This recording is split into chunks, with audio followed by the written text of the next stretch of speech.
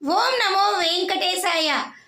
November 17 నుంచి 25వ తారీఖు వరకు కూడా తిరుచానూరు పద్మావతి అమ్మవారి వార్షిక బ్రహ్మోత్సవాలు జరుగుతున్నాయి. ప్రతి సంవత్సరం కూడా ఇది 9 రోజులు పండుగగా మనందరం జరుపుకుంటాము. కాబట్టి తిరుపతి ఈ 9 రోజులు స్వామివారి దర్శనానికి వచ్చే ప్రతి భక్తులు కూడా తప్పకుండా అమ్మవారి ఈ 9 రోజుల బ్రహ్మోత్సవ వేడుకలు చూసుకొని అమ్మవారిని దర్శనం చేసుకోండి. ఆవిడ సాక్షాత్తు వైకుంఠం నుంచి దిగి వచ్చిన లక్ష్మీదేవి పద్మావతి అమ్మవారుగా మనందరికీ కొలువు తీరి ఉన్నది. తప్పకుండా ఆవిడ ఆశీర్వాదం తీసుకొని మీ కుటుంబంలో అందరూ కూడా సంతోషంగా ఉండాలి.